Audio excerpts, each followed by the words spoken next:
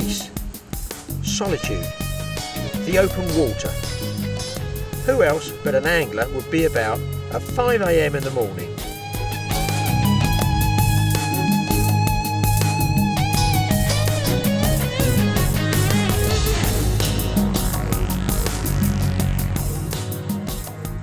And it's not just the anglers.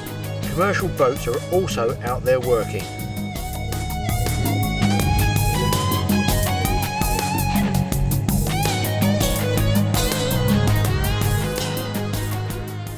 In Ireland, the pace of life is slower. On the south coast, you can take a step back into history, with towns like Timoleague and Courtmacsherry still remaining something of a tourist secret.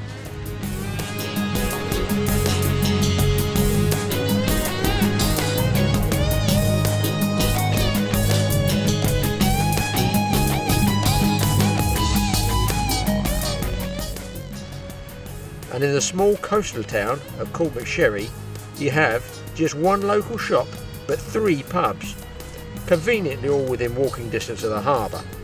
Now for a sport fisherman, that's as close to heaven as you can get. And once you get offshore in a boat, you can catch almost anything, from ling to pollock, wrasse to giant conger eels. Right, conger eel fishing, you're going to need a big bait, you're going to need strong tackle, no question of that. These eels can be 6 feet long, as thick as a man's thigh, and with a jaw, well, like an Alsatian dog basically.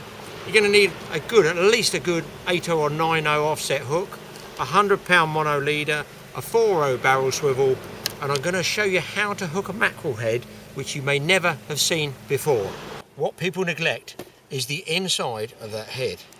Now, if you split this down, with great care I hasten to add, turn it round, you can perhaps see it better, just to the joint of the jaws, you'll find you can bend it inside out, and all you do, because it's bone and skull, you just drop that hook straight through both eye sockets, and that is the butterfly bait. You've got all the blood and guts and yucky stuff there, and that's exactly what will get you a big conger eel. Once out over the reefs of the old headed Kinsale, you drop that mackerel head to the seabed. It's a case of when, not if, one of those conger eels will find it.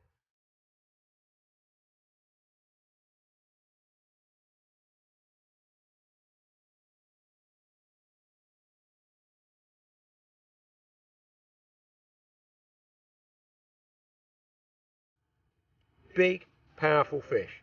The conger eel can reach a weight in excess of 140 pounds, and a bite from these jaws are capable of removing all your fingers.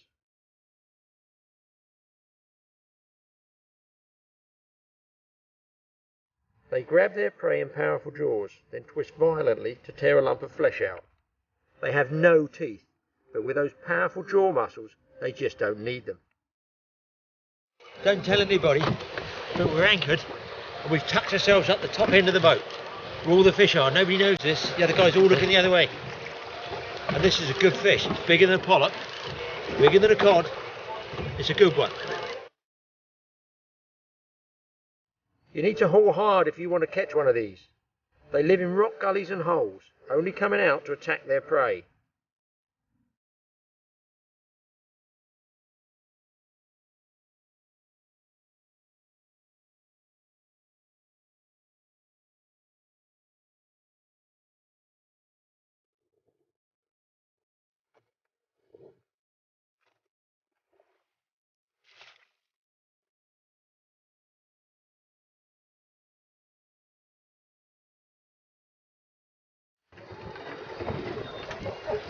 Another fish on, probably another conger. Once hooked, keep that rod pressure on, otherwise it will drag you right back into the rocks. And there's only one winner when that happens. As well as conger, big ling hunt the same reef, and these can be caught using a cling rig, a boom support made from cohanger wire. It allows you to fish a bait on the seabed for conger and ling higher up in the water. With the conger and ling safely off our checklist, the weather changed as it does in Ireland and we were forced to stay inshore. But that's no hardship as everybody is fishing, even from kayaks, from the beach or waiting from a sandbar.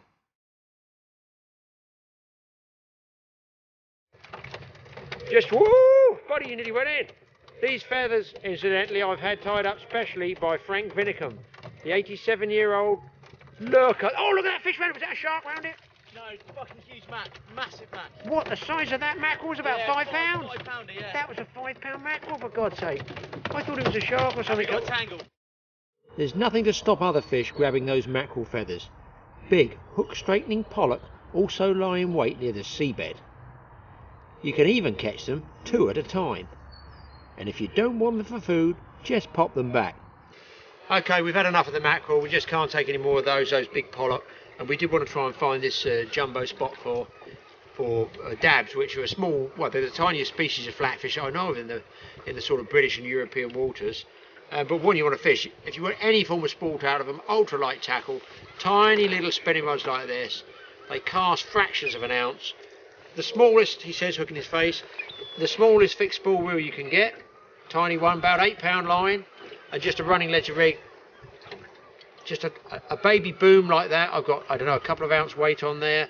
And then the first bait, I'll put that down, I'll show you there, is a running, it's better in the water because it all opens out. There you go. So it's stopped there. As you lower it to the bottom, this can slide up and down. On one hook, the top hook, I've got a piece of mackerel. I'll show you in close up in a minute. On the bottom hook, about 2 feet down, a nice fat juicy lugworm. So I'll show you the hooks and I'll show you the bait in close up. Okay, for the hooks I use a very fine wire, blued Aberdeen it's called. They're no good for big fish because they're very, very springy. You can see they're bendy and springy, so they're no good for fish over, say, about 5 pound. If you start to haul on a decent sized fish, they're going to open up this way. But they're brilliant for small fish like dabs. You can see it there, very small, very fine, very sharp, because when you put the bait on, it doesn't damage the worm. Something like these, beautiful lugworm we dug. I know they're beautiful because we dug them ourselves. Fresh. When you pop them, you thread them right round the hook, but they're so fine, that wire, it doesn't damage the worm too much, so that's good news. And as for baits, if you want another bait, I mean, they're highly predatory, these dabs. They'll take little strips of bait. I mean, that looks a huge bait for a tiny flatfish, but trust me, they're just, you know, they're outrageous fish just for appetite and voraciousness. So we get a couple of rods down, a couple of light rods. We're going to put 2 down for thornback as well. We're going to be real lucky to get a thornback. But it's the dabs we want to try and catch because you don't get them like you used to years ago. Looks like the weather's cleared up a bit. We've got the baits out now. We've got 2 for thornbacks, 2 for dabs, 4 rods out, and just waiting for the bite now. There's a kick. Fish? I think so. It's heavier than normal. Let's wind it up and check it out. Yeah, there's fish here somewhere. Here we go. Oh, dabberini. 2 double dabs. That's not bad for a first go, is it? It's pretty good for the first drop. Let's have a look at them a bit closer. That's a couple of nice dabs there. And that shows you how aggressive they are. You got one on lugworm and you got one on a mackerel, piece of mackerel there. The lugworm's necked it, he's gutted it. As you can see, they're very transparent fish. You can almost see their organs there. See all the blood vessels. They're also very good eating fish. A good couple of these will get you a good nice meal. This tiny flatfish bites well above its weight and is predatory, as seen by the high angle of eyes on top of its head. Don't follow them. That one's okay on the left. I've got a good one on here. It's scrapping away.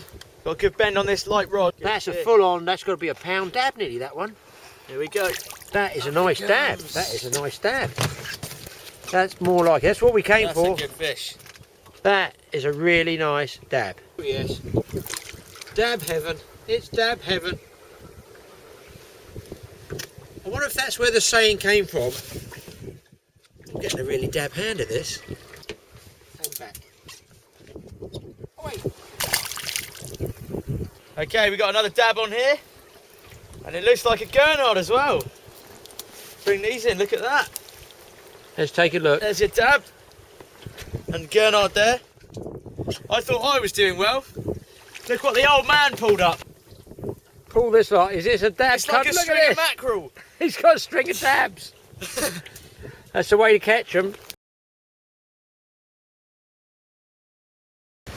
Drop it down, hit the bottom, wait. Put a line, we're on the bottom.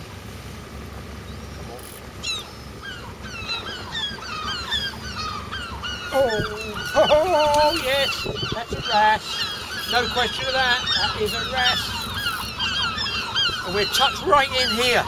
I'm so pleased. Come on, look at this fish. Look at this nice Fallon wrasse. That is an absolute corker. Look at that one then. Big wrasse are virtually untouched around the Irish coastline. A colourful character of the sea. Put them back, they're not really great to eat. We've done the wrasse, the weather's done the dirty on us again. It's come out completely mucky, wind and rain. We're just on the way home. We thought we'd have an anchor up looking for whatever we can. Put some of the last of our baits down, and we've got that creature that Ireland is most famous for. And most anglers love, although it is a big one, a doggy. So we've had a good day. Mackerel, those big pollock, gurnard, dabs, wrasse, dogfish, and we weren't even supposed to be going fishing today. In Ireland the weather changes quickly, and we were soon out for a final shot at other species. It truly is a fisherman's paradise.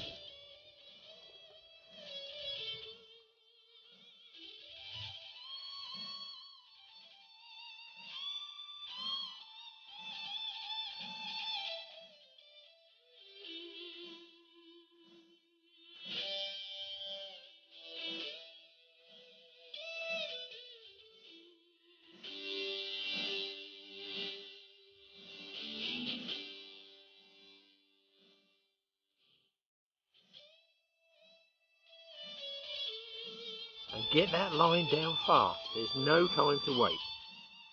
Is there any way I can fish 2 rods at once?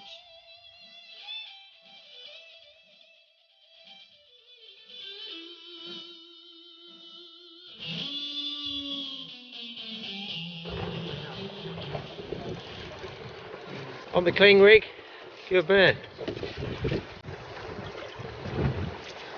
So, good bite on that one, mate? Yeah, good take.